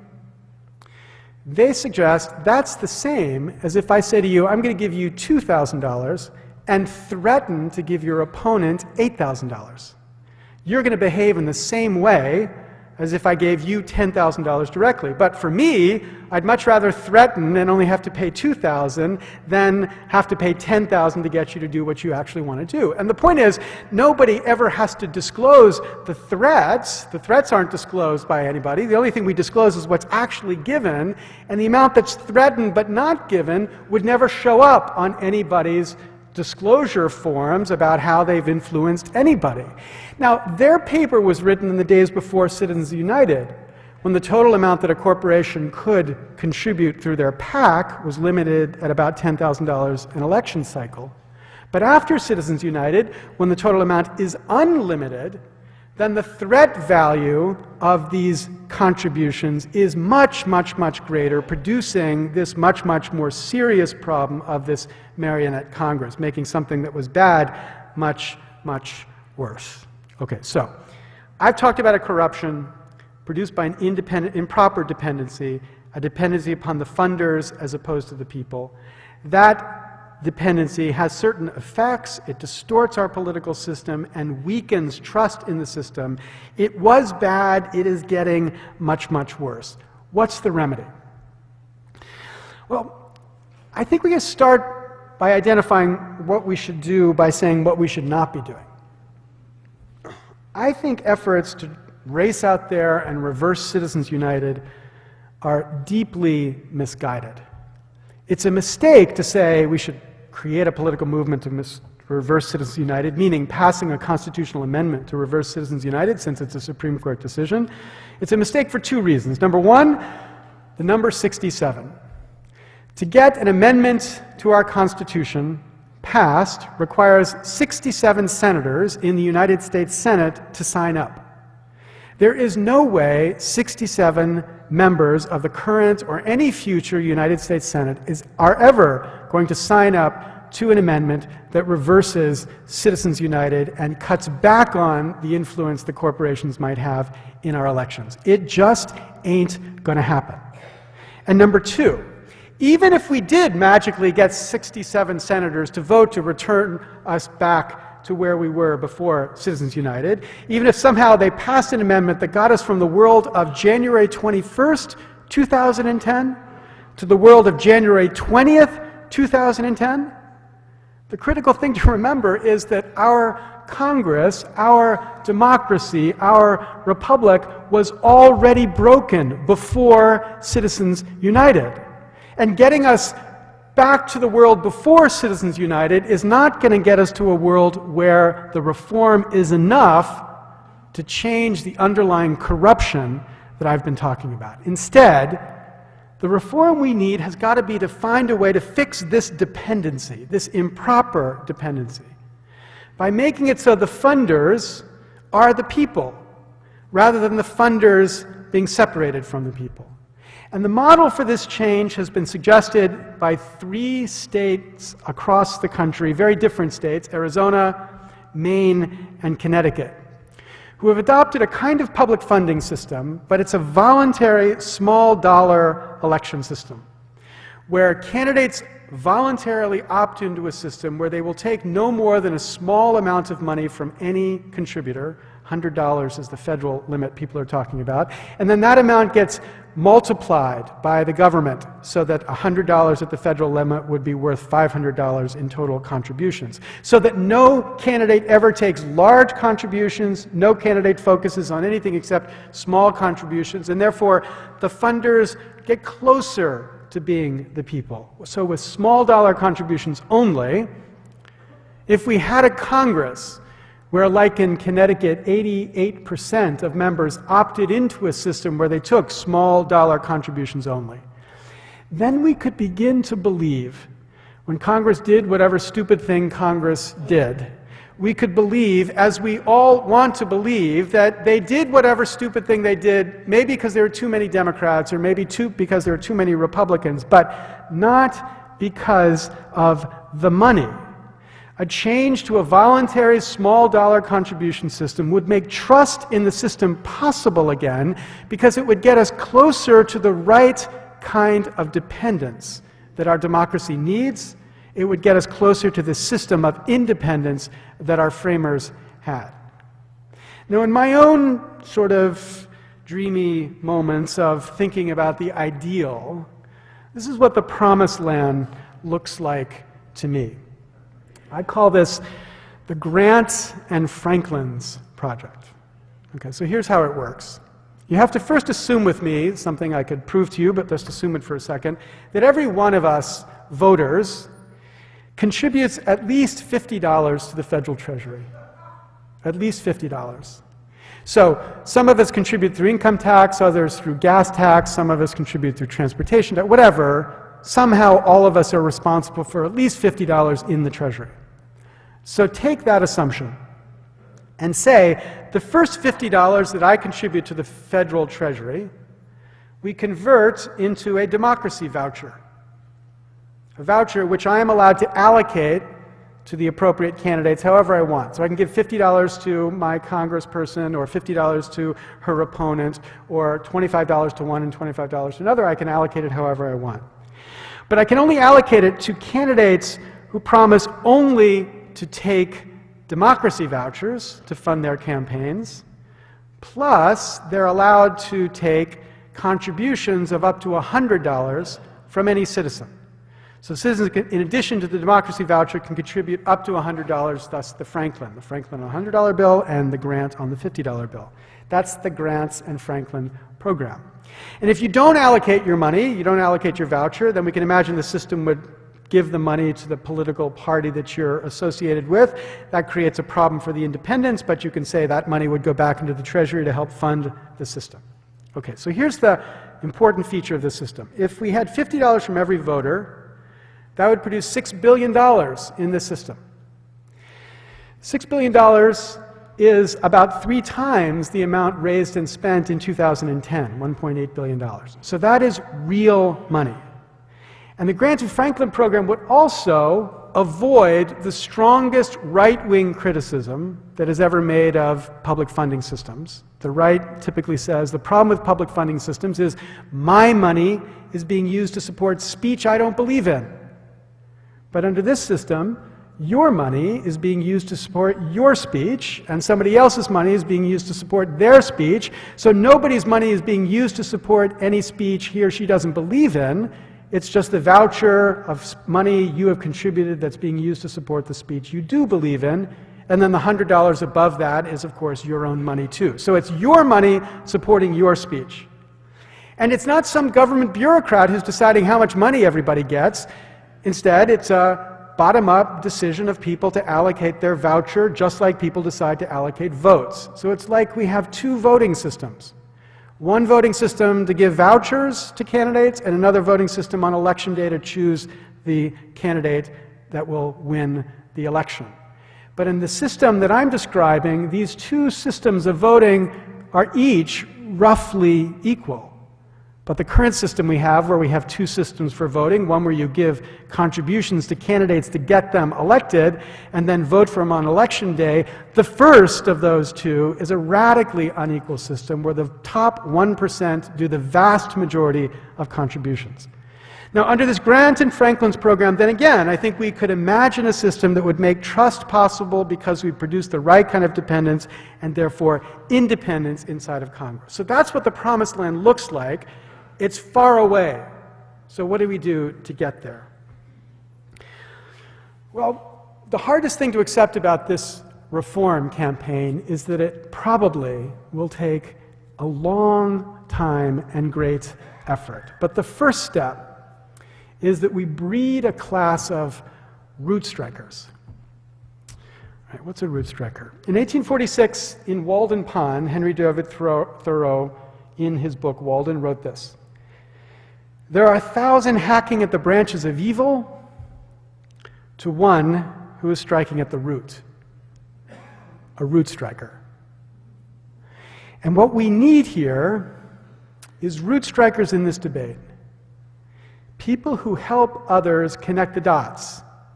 People who get others to recognize that if you care about global warming and you care about getting a sensible healthcare policy, and you care about lower taxes or less regulation, all of you are being blocked by the same corrupting roots. And instead of focusing all of our energy on the thing that we really care about, what we need to do is to step back and recognize until we fix the roots, none of us are going to get what we want. So we need to begin to teach this lesson. To teach the lesson that we get nothing until we get this. Nothing for the right or the left. And the energy that we've started has been focused in this site that we now call rootstrikers.org, where we have thousands of people who are tagging news stories to link them to this issue of money and politics. Every time there's a news story, it gets tagged. And if you've ever used this wonderful service called Twitter, and I urge you, don't, but Twitter, you'll see this root striker tag that links to stories that show people the connection between money and politics to make it completely salient and obvious to people. This link is there, and this link needs to be addressed. We need to teach the link between the branches of evil and the roots, and the link here is this tie to campaign funds. Teach, but as well as teach, we need to find ways to inspire.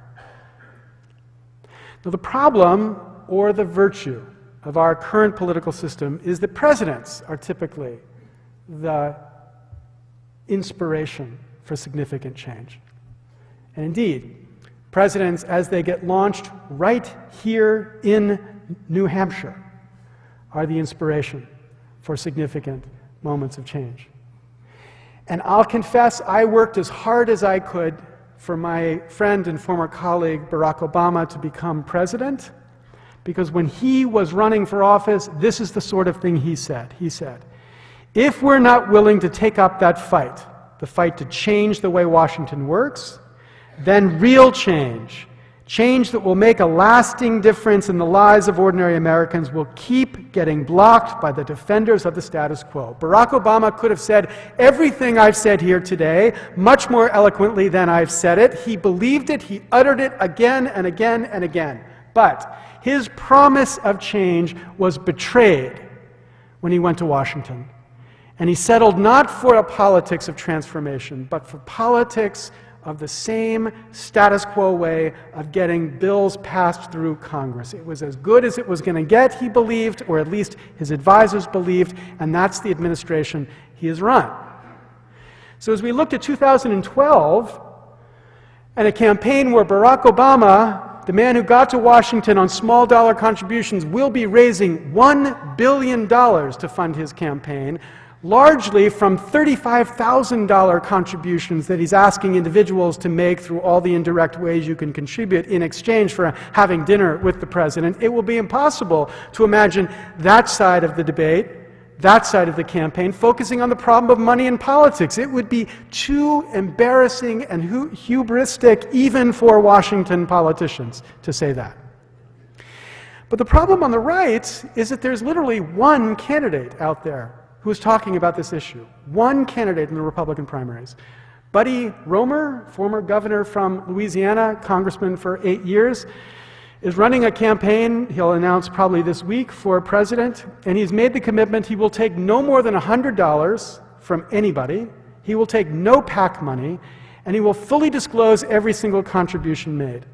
And his campaign website is freetolead.com, and his whole rhetoric is about how we need a president who is, quote, free to lead, and not a president who is beholden to the interests that got him into office. Now, I personally disagree with many of the policies of Buddy Roemer, but as I look on the horizon of what possibly could make this change possible, it is only, right now, a candidate like Buddy Roemer who could make this issue salient, and if he made it salient to people like you, I mean New Hampshire people like you, then it would be an issue salient for the rest of the country. He could teach, and he could inspire. Now, I'm not optimistic. I've met him. I have enormous respect for him. I invited him to Harvard. He gave an extraordinary speech, much the best speech I've read in the last 15 years addressing this issue. But I'm not yet convinced he's going to be able to beat the Republican machine. So instead of thinking about politicians to teach and inspire, I want to end by getting you to think about the way in which citizens can teach and inspire. And the citizen I want you to focus on for a second is the citizen to help give us KEDS. Now, I'm wearing KEDS tonight. Oh, it's right here, KEDS. In honor of this citizen. This is a man who was chairman of Stride Right, Arnie Hyatt. Arnie Hyatt's a shy guy. This is the biggest picture I could find of him on the internet. He's also a loyal Democrat. In 1996, he was the second largest contributor to the Democratic Party. So in 1997, Bill Clinton invited him to a dinner at the Mayflower Hotel in Washington with 30 other fat cats to tell the president what the president should be doing for the rest of his second term. And each of the fat cats got up to speak, and Arnie was last. We don't have a picture of him actually speaking. I kind of envision it something like this, but Arnie stands up and he says to the president, Mr. President, President Clinton obviously, Mr. President, I know you're an admirer of Franklin Delano Roosevelt. So I want you to put yourself in Roosevelt's shoes in 1940, when Roosevelt reluctantly recognized that he needed to convince a reluctant nation to wage a war to save democracy. Because he said, you too, Mr. President, you must convince a reluctant nation to wage a war to save democracy. Not a war against fascists, a war against fat cats, a war against people like us, people who believe merely because we've been successful in the market, we have the right to direct government policy. People who've convinced Americans that our democracy does not work. You can imagine after he was finished with this speech, in this room filled with fat cats, there's a little bit of silence in the room. The only published account we have of the evening says that Clinton's response effectively slashed Hyatt to pieces, humiliating him in front of the group. Now, 15 years later, it's time that we recognize that Arnold Hyatt that night was right, that we do need to convince a reluctant nation to wage a war to save democracy, and the president was wrong. But where Hyatt was wrong was in his belief that politicians would lead us there. It's not politicians who are going to lead us there. It's citizens. It's us. It's root strikers. It's you. MSNBC's Cenk Uygur gave a speech at Netroots Nation last month where he said, there is only one issue in America, campaign finance reform. Cenk is a root striker. So must we all become. Now, I have one more story and then I'm going to stop. So I'm sure all of you remember the events around March 24th, 1989, when a ship under the command of Joseph Hazelwood ran aground and spilled 11 million gallons of oil into the Prince William Sound. This is Joe Hazelwood reporting the accident. Yeah, Valdez back. We should be on the radar there. We fetched up on the ground north of Goose Island off Boy Reef. And evidently leaking some oil. And we're going to be here for a while. And she wants to say you're notified over. We're going to be here a while if you want, so you're notified, over. Now, as that recording suggests, there was a question about Captain Hazelwood's state of mind at the time of the accident. There was an allegation he had been drinking. He said he had only had 4 vodkas before he'd gotten on the ship. The blood alcohol said he must have had at least 6 times the legal limit when he got on board. He denied it. His lawyers fought it. There was an extraordinary battle in court, which eventually he was able to deflect the charge that he was intoxicated. So there might be doubt about whether on that night he was intoxicated. But what there's no doubt about is that he had a severe problem with alcohol. He was Yeltsin. His mother said, I do know that he had a problem with alcohol in the past. Exxon in 1985 had treated him for his problem with alcohol. In 1989, the president said he thought Hazelwood had mastered the problem. But in 1986, he'd had his driver's license revoked for a DUI, and in 1988, again, had his driver's license revoked for a DUI. At the time he was captaining a supertanker, he was not legally entitled to drive a VW Beetle. But forget Hazelwood. Put him aside. Think about those around him. Think about the other officers who could have picked up a phone while a drunk was driving a supertanker. Think about the people who did nothing. What do we think about them? Now, I ask that question because when I think about this issue of corruption, of good souls corruption, what I think is that we are they. There are critical problems affecting our society, requiring serious attention, but we have institutions incapable of attention. They are distracted. They are distracted and unable to focus, like pilots playing on their laptop while flying a 747, or a surgeon flirting while conducting surgery, or half of you on your cell phone when driving down a highway. There are critical problems that require serious attention, but none of these institutions are capable of that attention. And who is to blame for that? Who is responsible? It's not the evil souls of the Blagojeviches. It's not the evil people alone. It's good people. It's decent people. It's the people who could pick up a phone. It's us. We, the most privileged, need to fix this, because the most outrageous part is that these corruptions have been primed by the most privileged in our society, but permitted by the passivity of the privileged as well. Permitted by us. When Franklin walked out of the Constitutional Convention, a woman stopped him and said, "Mr. Franklin, what have you wrought?" Franklin said, "A republic, madam, if you can keep it. A republic, a representative democracy, a democracy dependent upon the people alone.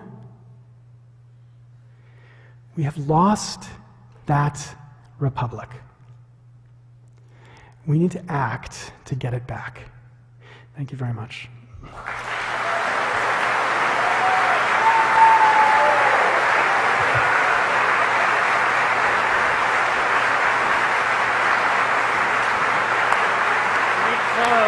Thank you.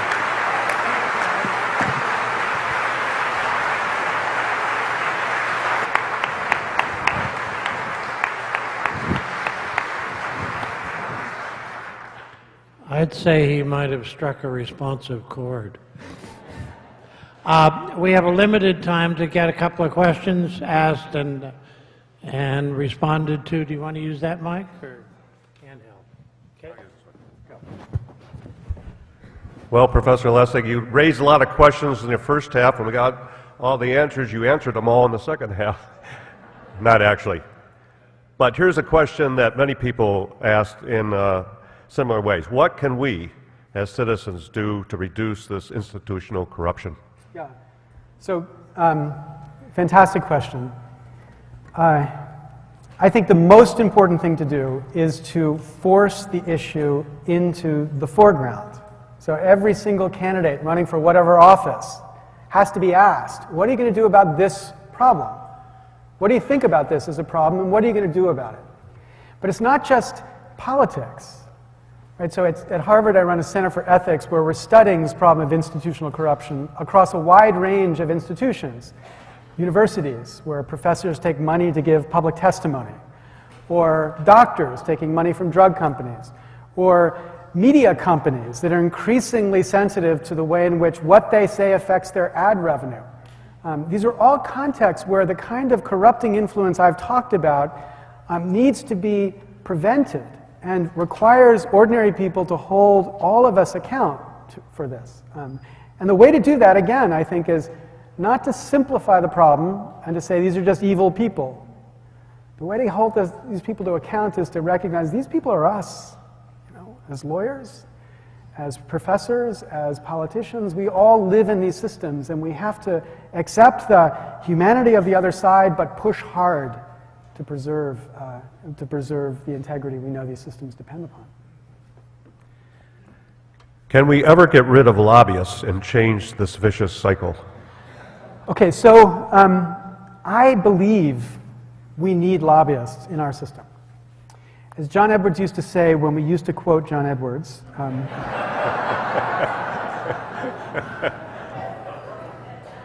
there's all the difference in the world between a lawyer making an argument to a jury and a lawyer handing out $100 bills to the jurors.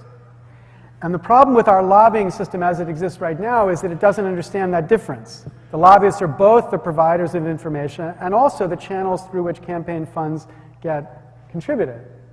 So if we could just shut down the second part and just make them policy wonks who are there to tell Washington why their stupid idea will hurt, jobs in this section, that's great. Washington needs that kind of input, just like the Supreme Court needs lawyers to make arguments before the Supreme Court.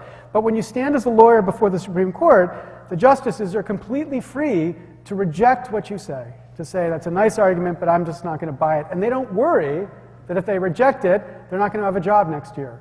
But our congressmen don't have that same freedom. Our congressmen worry if they disagree with the lobbyists from the banking industry, an enormous amount of money will come down on the other side.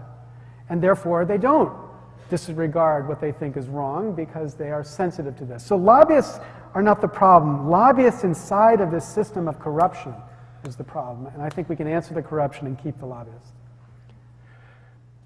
Here's where I took a couple of questions, reduced them to one two-part. Would congressional term limits help? And what about having the presidency serve 1 6-year term? So I used to be a believer in term limits until I moved to California, which has term limits, and in my view, term limits has destroyed the ability of the government to function. And the reason for that is, when you have term limits, the only people inside the system who know how the system functions are the lobbyists. So the representatives spend all of their time depending more upon the lobbyists to get stuff done because they don't understand enough to know how to get things done. My view of the kind of member of Congress that we need is much like my former congressman who died in 2007, and people tried to get me to run for Congress at that point, and I resisted it, but Congressman Tom Lantos, who was a Hungarian immigrant to the United States, and when he came to the United States, became a congressman and served in Congress for many decades. I don't remember exactly how long. Never expecting to be president, because he couldn't be president. Never wanting to get rich. He just wanted to serve his constituents. And while I disagreed with him on a whole bunch of issues, the integrity of a person who wanted to be a public servant and worked hard to be a public servant is something I think we need. So not somebody who's constantly thinking about what the next step is, but somebody who wants to be a great congressman. And I think that term limits, we've seen when that actually happens, doesn't produce great congressmen. Now, I would be happy to see term limits tied to some of these other reforms. Maybe that's the best idea. But I think term limits on its own won't change it. Changing the president to a 6-year term, you know, the problem with the president is that, the presidency right now is that so much of his power turns on the re-election cycle. And that can be an opportunity or it can be a curse. I thought Obama would use the re-election cycle to raise the campaign necessary to make the changes in Congress that I've been talking about. Instead, I think the judgment has been we're going to try to get as much as we can through, and then in the next administration, they're going to try to get the changes that they want. But my view is you'd only get change, fundamental change, if you have the democratic process ratify that change. And so if you call for fundamental change in the first term, and then the people send you back to Congress with an even bigger Congress behind you, send you back to the White House with an even bigger Congress behind you, then you have the moral standing to demand that change. And a one-term administration, I think, doesn't give you that opportunity. Here's what somebody wrote. As a retired physician, I advocate that peer-reviewed medical journals should not publish articles based on research funded by industry or written by authors who receive financial support from the industry. Do you agree?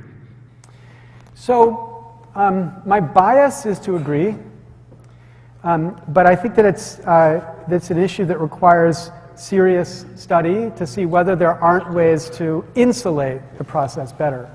And the reason for that is, you know, I've described here with Congress a problem of institutional corruption that I think we could solve relatively cheaply. You know, $6 billion doesn't, every election cycle doesn't sound like little money, but think about that, that's $3 billion a year.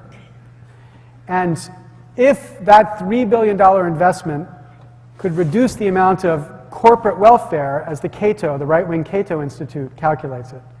They said last year there was $90 billion in corporate welfare given by our Congress. $90 billion. If $3 billion could cut just 10% of that, then we would pay for the system 3 times over in 1 year. So I think that there's a cheap way to solve that problem. I think the problem with medical research is that there's no cheap government solution to that problem.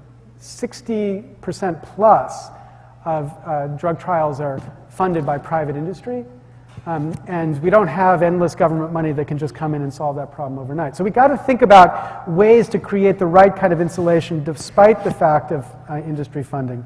And while I think journals play a key role in this, it might be that journals plus other changes would not require eliminating all private funding. The place journals do the worst harm, though, is that journals, of course, also sell advertising. And so you have this weird and very corrupt relationship where the company whose drug a certain article is touting will come in and say, well, you know, we'd like to give you all of this advertising for your journal, and of course it would be great to have this article in there as well. And of course those things together make it very hard for any editor to do the right thing as opposed to the thing that makes money for the journal. So that tilts it even further towards that problem. How about higher education? Has money corrupted that institution? I mean, absolutely, absolutely. And the best, how many people have seen the film, what film am I thinking? Inside Job. How many people saw Inside Job? Okay, so everybody should see Inside Job. It's a story as much about the financial crisis as it is about the corruption of the economics profession. And I've been studying this very carefully and talking to economists inside the profession. The problem, and as they describe it, one of the biggest problems of the financial crisis is you had all of these companies who had these ideas about these new derivatives in innovation and this belief that they should not be regulated. And, you know, that's their business, to have ideas that make them the most money possible. And nobody would expect that a company should do anything other than figure out how to make the most money possible.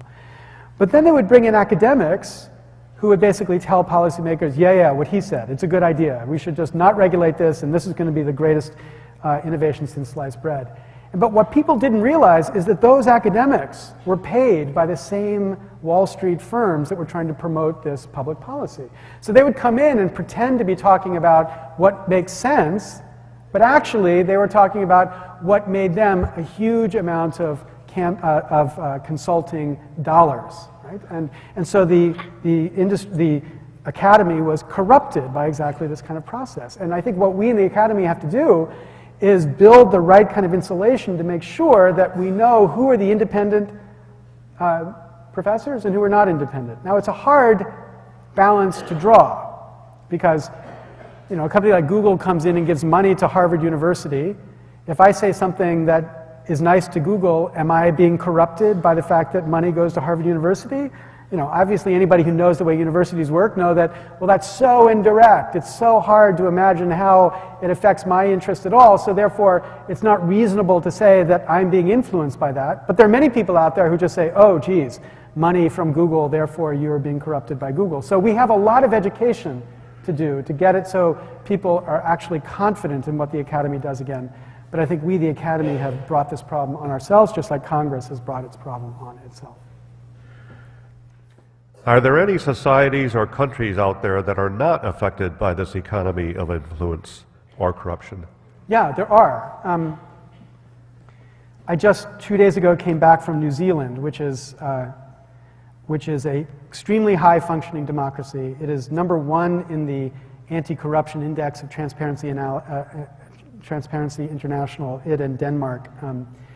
And though that's a country that still has private funding of campaigns, and so it has some of the distortion I'm talking about, campaigns are still regulated so completely that they're short and relatively inexpensive, so that members spend maybe 10-15% of their time worrying about raising money, but that's all. And so it gives them an opportunity to be much more focused on their job as opposed to on the campaign fundraising. I spoke in Sweden, and to the parliament, the Swedish parliament, and I was taken out by some members of parliament. And there's one member of the parliament just said, I have no understanding what you're talking about. I've been in parliament for 15 years. I have never once raised $1 or €1 from anybody. Never in what I do I think about how to raise money. I only think about what will actually be in the interest of my party. Now the difference in these countries is that they don't have a First Amendment that's been interpreted by a court to restrict the ability of Congress to do all sorts of sensible things, to lower the cost of campaigns, to limit the time of campaigns, to create playing fields that are reasonable.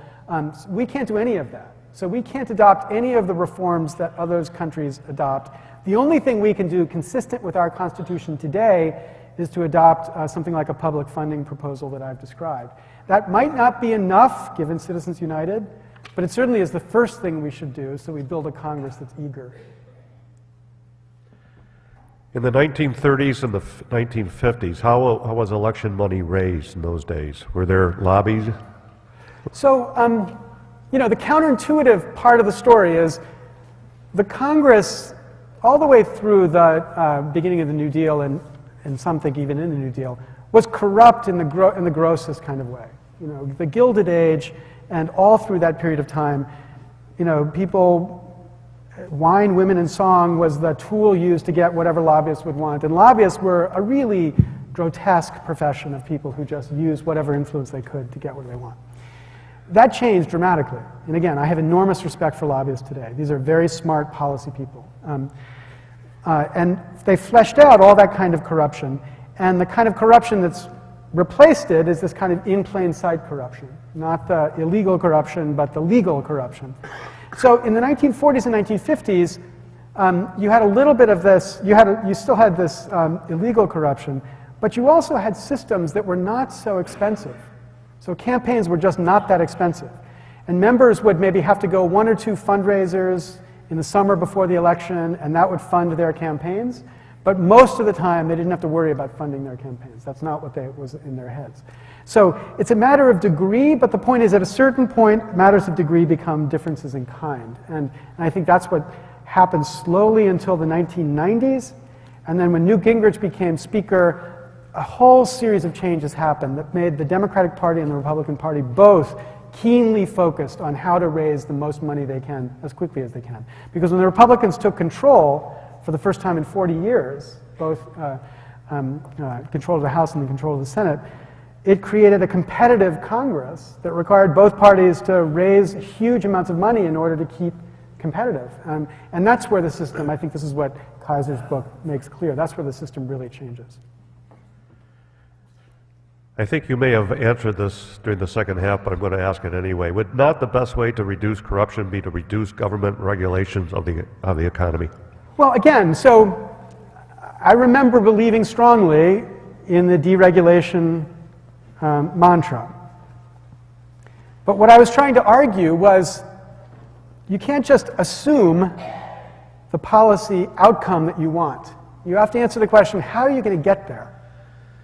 And if we have a system that gives congressmen an interest in extending regulation as broadly as they can, so that they have as many chains to pull when it comes time to run for Congress again, then you have built into the system a resistance to the idea of simplifying government or reducing the reach of regulation. So if you believe in reducing the reach of regulation, you've got to answer for me, how do we do that when Congress has a built-in interest in expanding the scope of regulation so that they can fund their campaigns? Now, if you made it so they didn't have to regulate to fund their campaigns, if you had something like the Grants and Franklin program I was describing, then we could have a fair fight. Should we have more regulation or less regulation? Should we have simpler taxes or more complicated taxes? That would be a fair fight because it would be a fight on the basis of the merits of the argument. But right now we have a fight that's not a fair fight. Thumb is on the scale of more government, more taxes, more regulation, because each of those things makes it easier to raise campaign dollars. Many of us fill out conflict of interest forms for our jobs. Why can't congressmen? Yeah. So it's been, since the time of Jefferson, there's been a proposal that members of Congress have to recuse themselves when they vote on anything that they might have an interest in. And Wired Magazine and this nonprofit I work with called maplight.org, moneyandpoliticslight.org, work together to build a little web application where you could see a picture of a congressman and then a NASCAR-like shirt that would show all of the sponsors of that congressman. But the short answer is they could do even less than they already do because everybody would be conflicted all the time. Right? The system we've got right now is that everybody's getting money from everybody. They've always got to have their hands on both sides. And in this system, to find the non-conflicted member would be extremely rare. So we've seen very important examples of this. Jim Leach is a Republican from Iowa. In the early 1990s, he was on the banking committee. He was the only member of the banking committee that said derivatives have to be regulated. Every other member of the banking committee, Democrats and Republicans, said just let the market deal with derivatives however they want. You ask, why did Jim Leach, a Republican, see this? And the answer is Jim Leach is the only member of the banking committee who did not take PAC money to run his elections. So he was free, in the Buddy Roemer sense, free to lead, free to be objective about this. But he is such the exception. You know, the dominant rule is the Max Baucus rule, which is take money from whoever you're regulating, because that's why they're giving you money, to affect the regulation. On a related issue, what is the process and the possibility of a code of ethics for the Supreme Court justices? Yeah, this actually, this is the part of the story that makes me so sad, because because I actually believe the Supreme Court is not corrupted in the sense that I've spoken about. It's one of these rare institutions that has achieved, you know, when you lose in front of the Supreme Court, and I've lost in front of the Supreme Court, so I know what this is about, you don't think it's money. You think, well, they're wrong, or we didn't make the argument well enough, or there's lots of other, but you don't think it's money, because they've built a protective wall that's really solid and convincing. And I think it's extremely unfortunate when justices like Justice Thomas engage in behavior that leads people to think it's not money, but it's political corruption that's now seeping its way into the court, because this institution is the most trusted institution in our democracy. Perversely, the only non-democratic institution is the institution we, the democracy, love the most. And we need that kind of integrity, but I'm afraid that they're frittering it away if they let this politics continue. Okay, and for the last question, is it hopeless?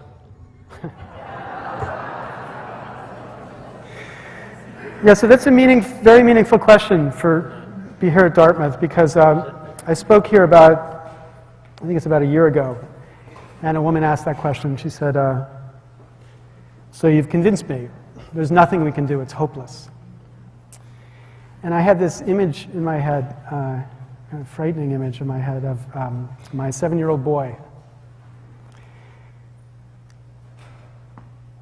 And I thought, you know, what if a doctor came to me and said, your son has terminal brain cancer. There's nothing you can do. Nothing you can do. And I thought, would I do nothing? Would I just accept it? And in that thought, I recognized there's a kind of rationality that goes with love. You know, when you love something, the fact that it's impossible doesn't matter. You just do it. And what I think we need here is the same kind of love for country. You know, there are people, they're typically poor, but people who go off and fight wars for causes that are much more tenuously related to saving our democracy than anything I'm talking about. And they go and fight wars and they risk their life for love of country. And I'm not talking about risking your life. So even if you believe, as I in my more rational moments believe, it's impossible, even if you believe there's nothing we can do, that they are so powerful, that they have so taken over that Congress, that nobody in that Congress really wants to change, even if it's impossible, you just touch that love all of us have for this country, and you say, I don't care. I don't care it's impossible. I give 100 speeches a year for this impossible cause.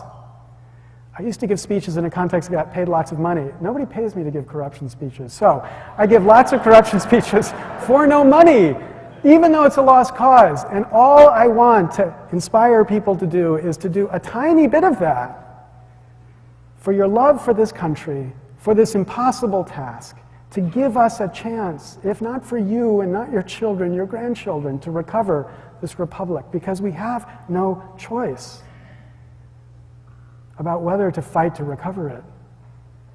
If we don't recover it, we're lost. And not just us, the world is lost. So it's impossible, fine. But that's no reason not to fight like hell to recover what we've lost. Thank you very much.